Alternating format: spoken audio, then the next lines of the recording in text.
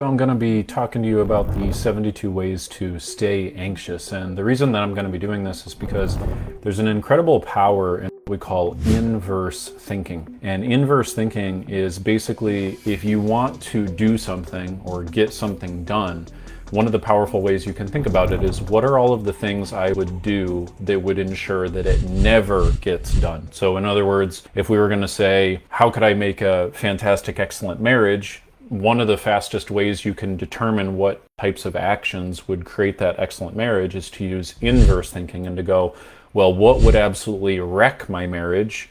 And then simply prescribe the opposite. And so I'm sharing this with you because in the past 9 years, I've had 612 clients that we've helped overcome anxiety or at least reduce it by at least 75%. And our average is we usually get that 75% reduction within about 90 days. Some people take a little bit longer, but that's pretty common for us. I've also, on top of that, overcome my own incredibly severe anxiety and depression from many years ago, and I've stayed free from both of them for well over a decade now. And so I was scanning through all of my notes of the different tools and tactics that I teach clients, and I ended up coming up with basically a full, comprehensive, exhaustive checklist that we can use to pinpoint exactly what habits are causing the anxiety. I'm sure that not all of these are going to apply to you, but what I'd really love is if you can leave in the comments which ones of these apply to you, and you'll be able to start to see what the inverse of each one of these is. So in no particular order, the 72 ways to stay anxious are: number one, to look at your phone first thing in the morning. There's data that shows this. You train your brain to be distracted and to have a lesser ability to focus throughout the day. Also, if you're looking at your phone, you're typically focusing on things that are outside of your control. So you're training your brain, spend way more time on things that are outside of your control rather than focusing on the outcomes that you want or what is most important to you. Number two, using the word can't. I found that can't is the most anxiety-inducing word in the English language. It's vastly anxiety-inducing. Every client I've ever had where they're having substantial anxiety, they will have at least one or two things they're always telling themselves they can't do. And so that's a big one. Number three, require being certain in advance of doing a thing. So this is a big thing that causes anxiety. If you require being totally 100% certain before you go and do that thing, you are guaranteed to have anxiety. In fact, you will feel anxiety in direct proportion to how much certainty you require. This is where, like, say, agoraphobia comes from. Agoraphobia comes from an ingrained subconscious belief that says I need to be completely 100% certain that if I leave the house, I'm going to be safe. Health anxiety comes from an ingrained subconscious belief that says I need to be 100% certain that nothing bad is going to happen with my health. The problem is you can't be 100%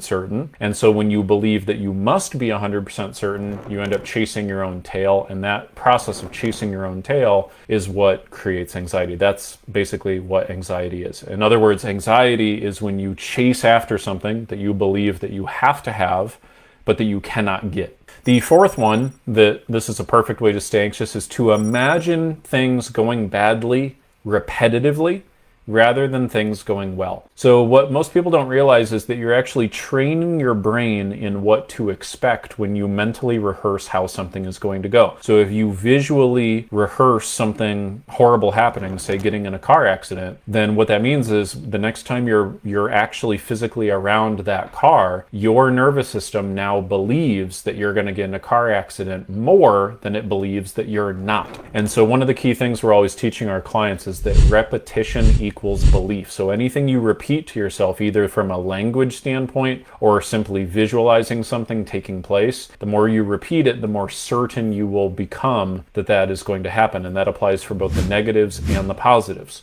So you can inverse that and train your brain to expect and believe that positive things are going to happen simply by training the brain to deliberately focus in that manner. Number five way to stay anxious is to tell yourself that bad things will happen rather than good things will happen.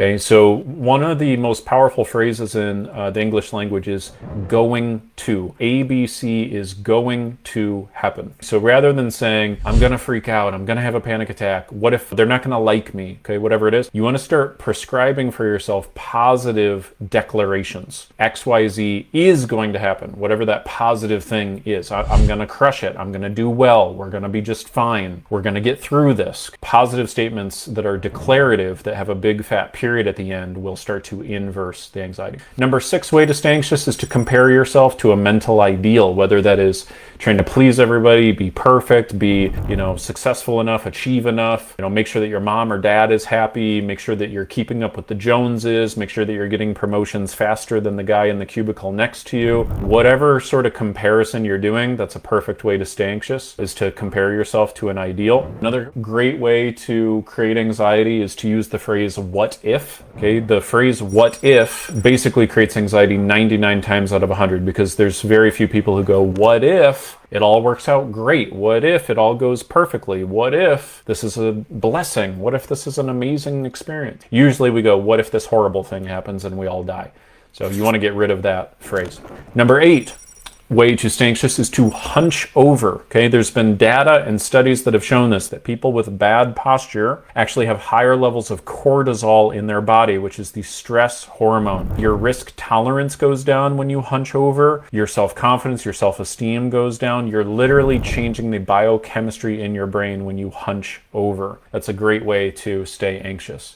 Number 9 is to hold your breath. Okay, everyone knows about the power of breath. Breathing exercises are a commonly prescribed coping mechanism. It is important, it's just not sufficient. So don't think that just because you're mindfully breathing and that in and of itself is not fully eliminating your anxiety, that you shouldn't be mindfully breathing. You should be breathing full, relaxed, and in an unforced manner. That's what I have always found to be the best, even more so than like, okay, I'm going to sit down and do my breathing exercise, right? Just breathe deeply, normally, and without force, right? You want to fill your lungs nice and full. You oxygenate the blood, you fully oxygenate the brain. You basically convince your nervous system that you are not about to die, which is a good thing for getting rid of anxiety. Number 10, tensing your muscles. There are certain muscles that have been statistically linked to creating anxiety. When you tense them, you create anxiety. So let me dispel a big myth. A lot of people believe, well, I have anxiety, therefore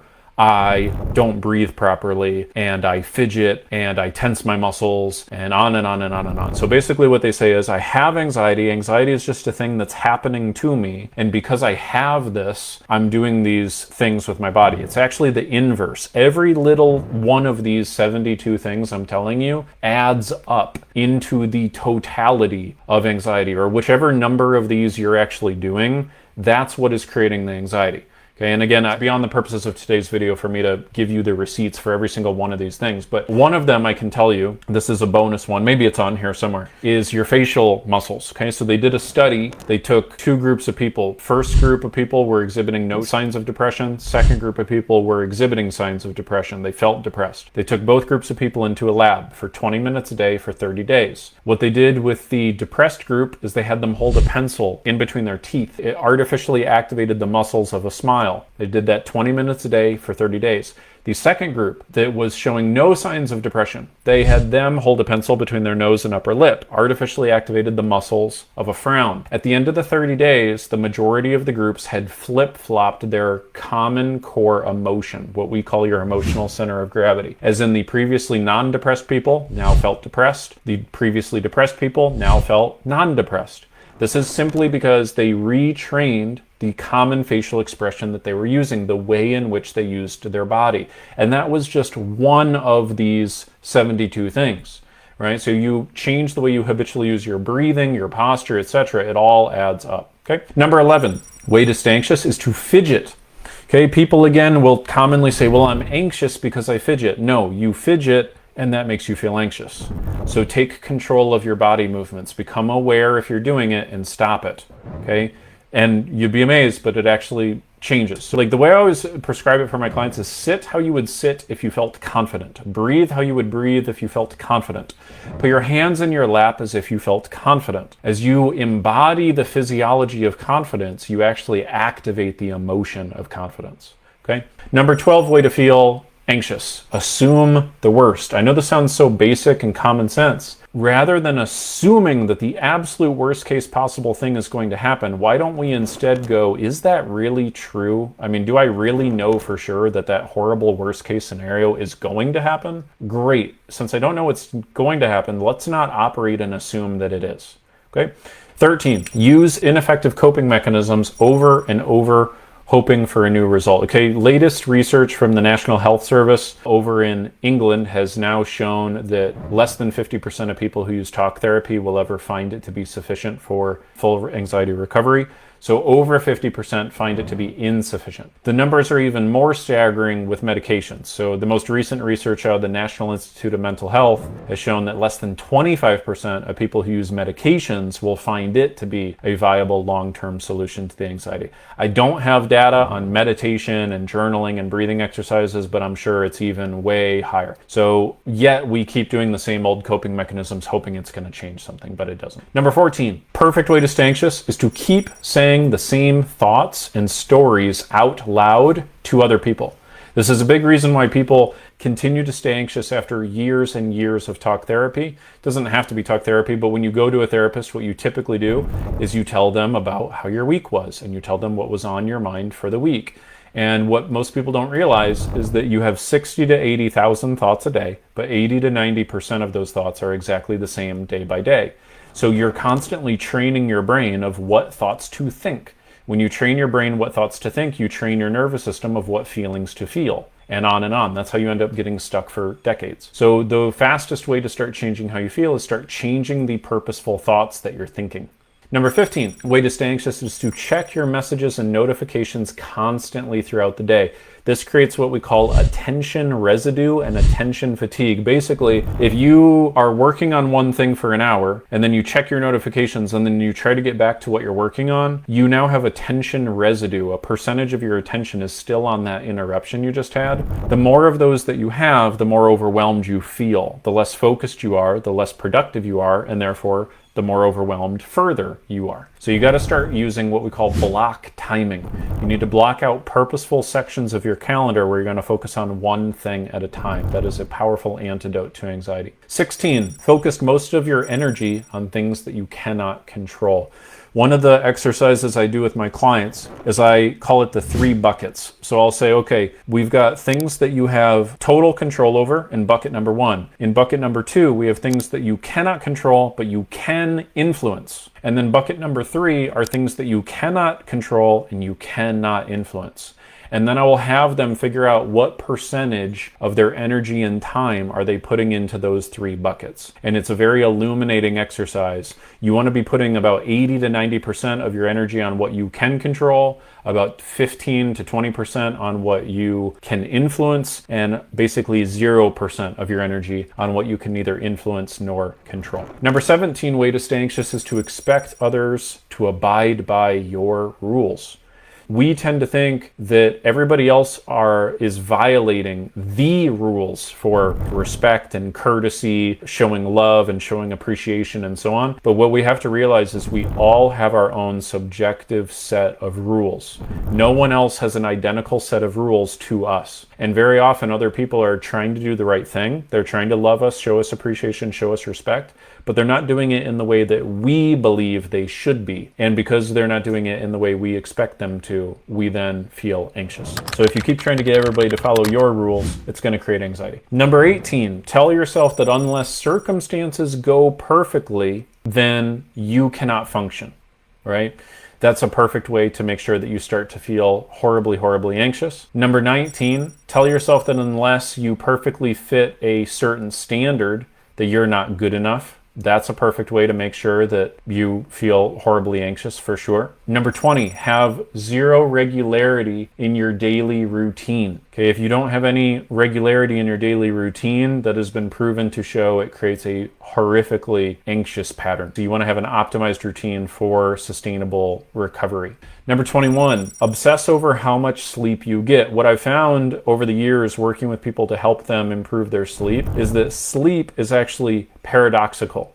Meaning the more time and energy you focus on trying to get sleep, typically the less sleep you get.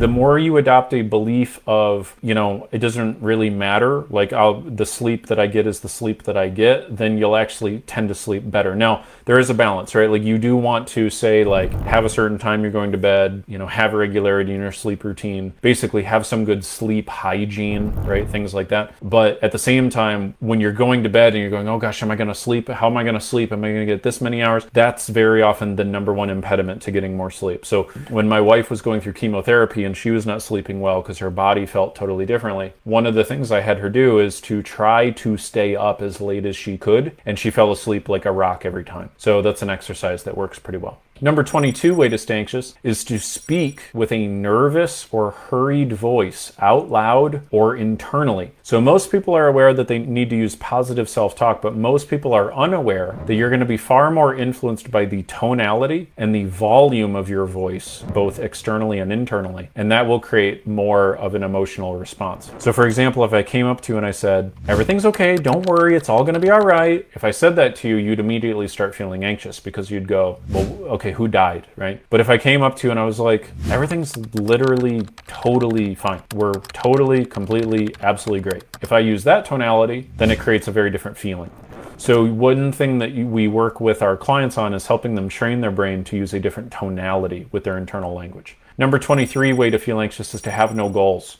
Okay, progress equals happiness. If you don't feel like you're making progress towards anything, then not only are you going to start feeling anxious, you're probably going to start feeling depressed pretty quickly.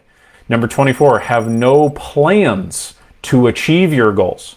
So you don't want to just have a generic goal. Okay, what you want to have is what we call a SMART goal, and you've probably heard this acronym before. It stands for specific, measurable, actionable, reasonable, and time defined. Those are the 5 characteristics you want your goals to have.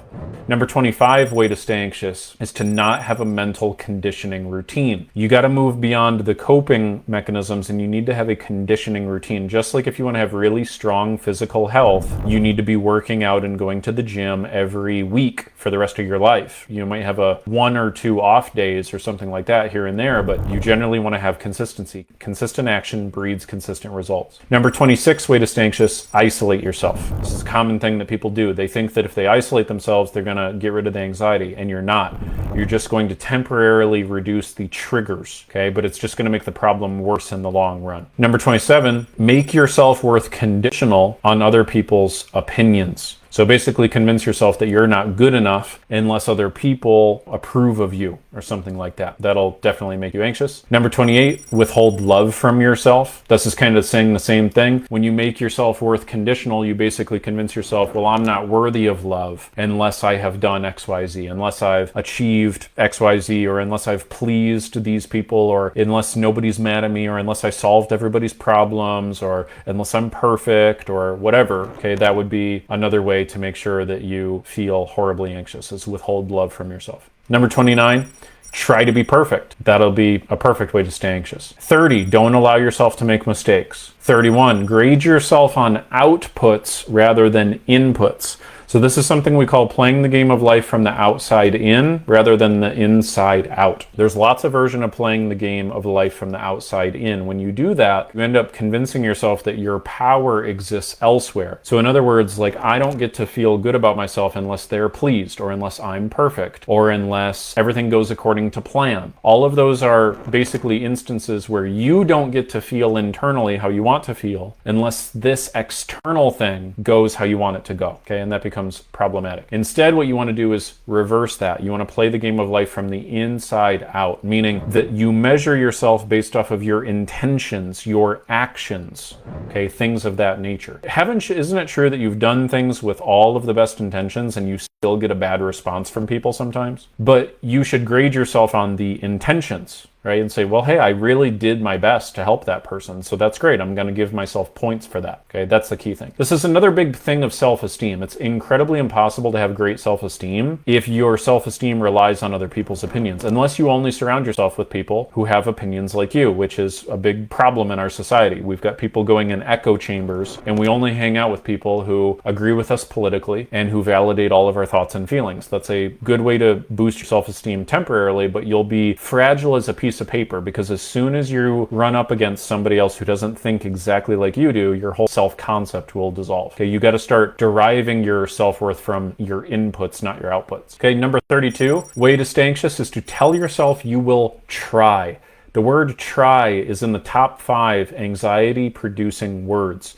When you use the word try, you create non-definitive language. When you use non-definitive language, you create a non-definitive feeling. When you have a non-definitive feeling, you will not take definitive actions. You will intend to do things, but you won't do them. And this means that you break your promises to yourself. When you break your promises to yourself, your self-esteem tanks. When your self-esteem tanks, your anxiety rises. When you tell yourself you're going to try to do things, you don't actually do them. So therefore your to-do list grows larger. Therefore you feel overwhelmed. Therefore you feel anxious. So instead of using the word try, you need to use definitive language. Will or won't. I will do this or I won't do this. Be definitive. As you use definitive language, you will get definitive results. Number 33, tell yourself that things are hard. Hard is one of the top 5 anxiety-producing words as well. Don't say that things are hard, say that things are new, because that's really what you mean. At one point, tying your shoes was hard, but tying your shoes is not really a hard thing. It just feels hard when it's brand new to you. So there's a Chinese proverb that says, everything must be hard until it can be easy. So stop using the word hard, because when you use the word hard, it is a action-killing word.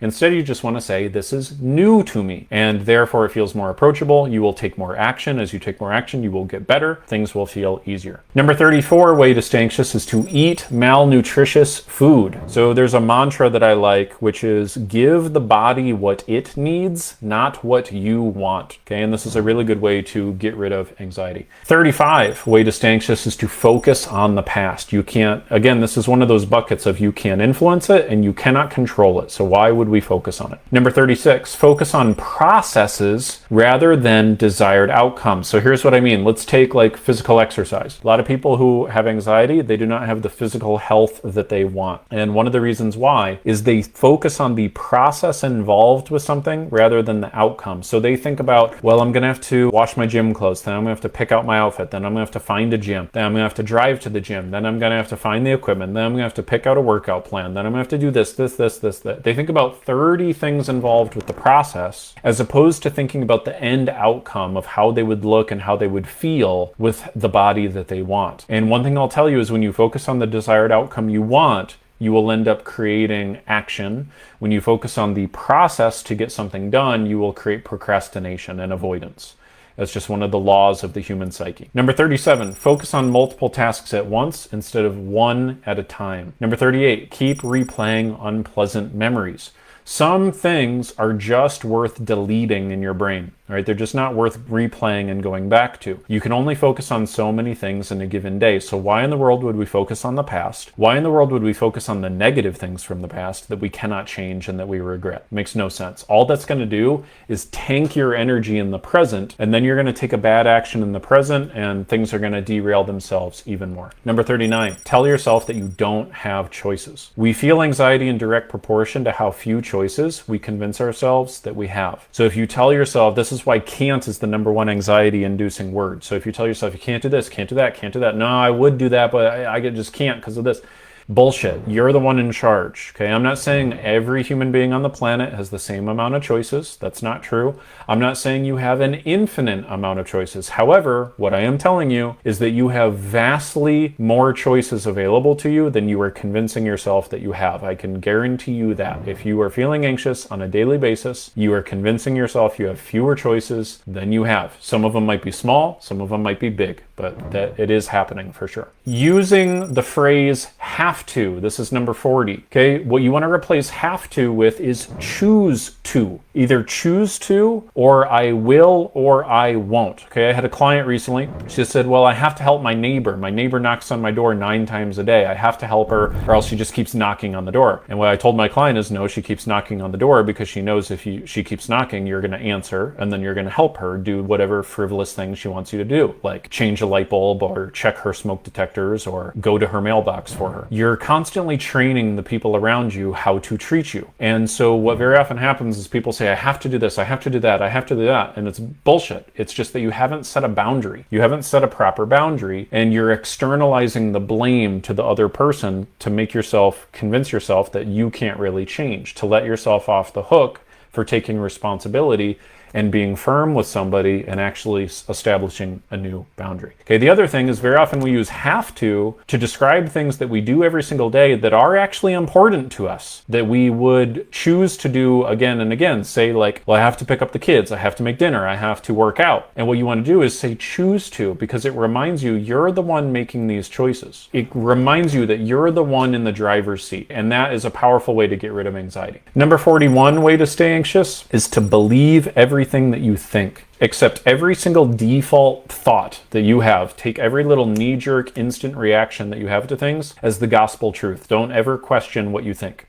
Okay, and the better way to go about this is to ask yourself, well, hold on a second. Is that really true? Okay, that phrase is fantastic for getting yourself out of anxious patterns of thinking. Number 42, believe that bad things are permanent. Okay, very rarely are things permanent, bad things being permanent. Very often what we're doing is we're zoomed in way too much on the negatives, and we need to zoom out. We need to ask ourselves, is this really gonna matter in a week, in a month, in a year? When I get my new job, is it gonna matter that my boss fired me? When I get in my new relationship, is it gonna matter that my partner left me? Okay, things like that. Number 43, tell yourself that everything is your fault. That's a perfect way to stay anxious. Number 44, tell yourself you should rather than you will. Again, this is one of those language changes. When you use the word should, what we like to call it shoulding all over yourself, right? You're just gonna make yourself feel guilty, ashamed, you're gonna be avoidant. It's not gonna help you, it's not gonna be good. Okay, number 45, tell yourself the same abusive stuff that someone else told you years ago. So very often we have unknowingly replaced ourselves as our abusers, right? If you grew up in a truly abusive environment, you're usually, as an adult, telling yourself some of the same things that that person told you. So stop. 46, ask yourself why a lot. Look for the reasons and explanations for everything you possibly can. The thing is, why is an anxiety-inducing question? Because you're not going to have the answers. You can ask way more questions than you're ever going to get answers to. So what you eventually have to do is you have to say, it doesn't matter. It doesn't matter why. I'm focusing on this over here instead. Number 47, use disempowering metaphors. Just about every single anxious client I've ever worked with has at least one disempowering metaphor. So they'll talk about how they have a mountain of work to climb up, or they'll talk about how their relationship is a living hell. Some just negative metaphor to describe things. You wouldn't think that these have such a powerful role to play, but they do. They dramatically impact how you feel on a daily basis. So don't use disempowering metaphors, use empowering metaphors. It will get rid of anxiety. Number 48, perfect way to stay anxious is to use what I call adult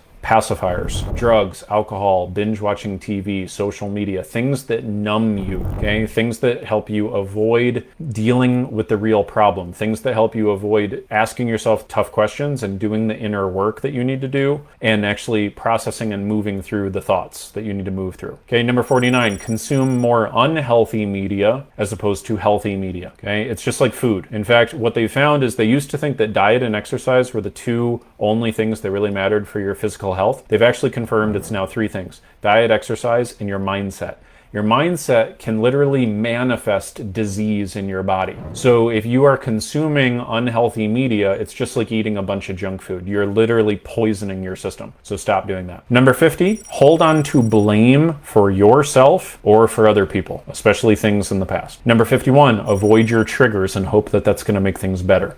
It's just going to cause your triggers to change. Number 52, make generic plans to change. So have like a generic goal, like, yeah, you know what? I really need to work on my anxiety. I need to get better with that. I need to eat better. Now, I'm not trying to pick on you, because it is good that you have an intention to change. It's just that generic goals never, ever, ever get accomplished. You need to have very specific goals. You need to define exactly what it is you want and how it is you're going to get it. Definitive people get definitive results. And when you use definitive language, you get definitive results. Number 53, Keep valuing things that disempower you. The things that will typically disempower you that you might be overvaluing are number one, certainty, or different variations of certainty. So trying to feel in control, trying to feel safe and calm, trying to feel that there's continuity, trying to make sure everything feels easy and comfortable all the time. Those are all different variations of valuing certainty. When we say valuing, we mean putting it first, making it most important. When you make trying to be certain about everything most important, you're definitely going to have anxiety. The other types of things that you might be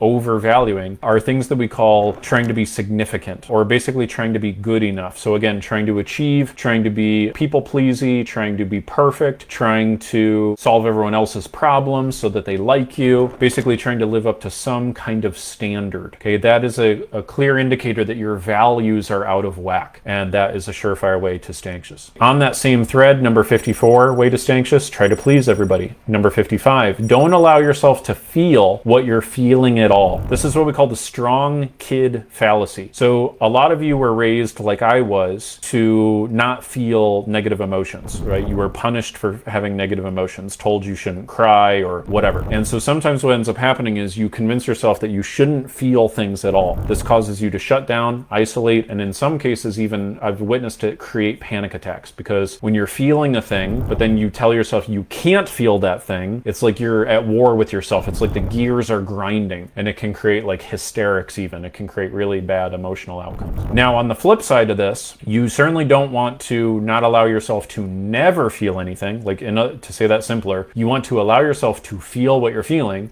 but at the same time, you want to make sure that you're not indulging in what you're feeling. You're not indulging in your negative thoughts and feelings. This is number 56. And indulging in it means that you're using your problems as a way to hide, or like you're licking your wounds. You're not taking responsibility. You're not doing anything to change it. You're just going, gosh, well, woe is me. Okay, that's indulging. Okay, and that's a surefire way to stay anxious. Number 57, try to solve everyone's problems. Number 58, try to control things you can't. 59, refuse to forgive the people who hurt you in the past. 60, have too many rules. So think of it this way. Would you rather play checkers or would you rather play chess? Now, some of you would say chess, but probably only chess if you already know chess really well and you feel really good at it and really certain about it. For most people though, like if it was the very first time you were going to play either one of those games and I gave you the choice between the two, which one would you want to play first? Probably checkers. And the reason is chess has way too many rules, too complicated, feels overwhelming, right? The more rules you have, the less winnable the game is. And the more rules you have for the game of life, the less you're going to feel like you're winning at the game of life. And that is what we call anxiety, when you don't feel like you're winning at the game of life. So if I tell myself I got to be perfect, I got to solve everyone's problems, I got to please everybody, etc., I've got too many damn rules. Everyone's got to respect me, they got to listen to me, they got to understand me, they got to show me love in these particular ways. That's having too many rules. Okay, number 61, holding on to conflicting values. Okay, so wanting two things that are incompatible simultaneously and then not resolving that internal conflict within yourself. Classic example would be wanting love and also wanting total certainty. So you really, really want love, but you want it to feel safe and comfortable and certain, and you want there to never be pain or problems. Those two things aren't going to go hand in hand. That's how you're going to end up making sure you never go out on a date, or you never have the tough conversations with your partner, or you never get to a deeper level because you're just scared. Number 62,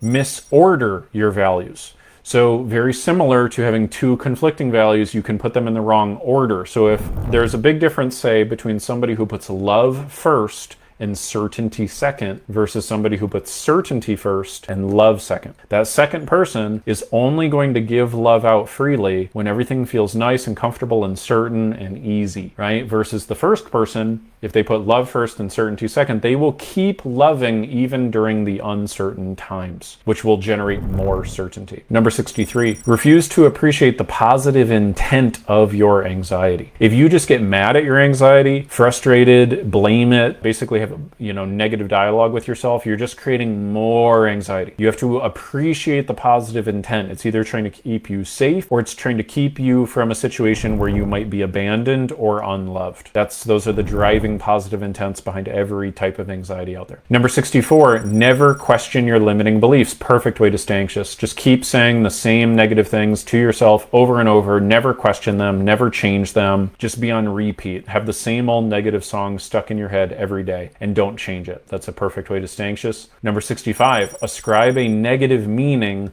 to everything you can by default. So no matter what happens, no matter what's going on in your life, just assume something negative. Assume that people are blaming you. Assume that something is your fault. Assume that you screwed everything up. Assume that it's all going to go to hell in a handbasket. Assume to, ascribe negative meanings wherever you possibly can. Okay, number 66. Refuse to let things go. This is a very underrated skill, letting things go. I also like to call this therapeutic deletion. Like, for example, everybody on the planet has had numerous things that have happened to them that were unfair, maybe even abusive. Everybody. We've all had that happen, some more than others. But if we keep going back and replaying the mistakes we made or the things we did to other people that hurt other people, at a certain point, you just have to decide to move that thing to the delete folder and say, you know what? I'm just gonna not focus on this anymore, because it's just like reopening a wound that's already healed, or that would heal if I would just stop picking at the damn thing. So you need to be willing to stop picking at the wounds and allow them to heal. That's just like where the phrase time heals all wounds comes from. It's just that typically when time passes, you focus on things less. Sometimes time passes and you keep focusing on it just as much as you've always focused on it. So what you need to do instead is just decide you're going to be purposeful about where you put your focus. 67 is have no plan for the life that you want. Just react to what happens to you. In other words, live a very reactionary life. Don't live an intentional life. Don't decide what you want, how you're going to get it, and take action to get it how you want it. Instead, just react to everything that happens around you. That will definitely make you stay anxious. 68, believe that you deserve to be in pain. This is, not everybody out there is like this, but some of you are, and I really needed to put this in there. Some of you believe that you deserve it. And some of you are indulging in your anxiety because you think it's almost like a justified punishment. No one deserves to feel this way. No one deserves to stay in pain, even if you've made mistakes, even if you've hurt people. You hurting and licking your wounds is not noble. You licking your wounds does not help anybody. It doesn't serve anybody or anything. So it's like trying to pay your penance like that. It's just not going to help anybody. Number 69, perfect way to stay anxious. Magnify negatives, minimize positives. So whenever there's a tiny little negative, just focus on it, magnify it, talk about how big it is. Whenever anything positive is going on, barely focus on it, barely acknowledge it, brush it under the rug. That's a perfect way to stay anxious. 70, put your life on hold until you feel 100% certain. Okay, let me just cut right to the chase. You're never going to feel 100% certain. The certainty has to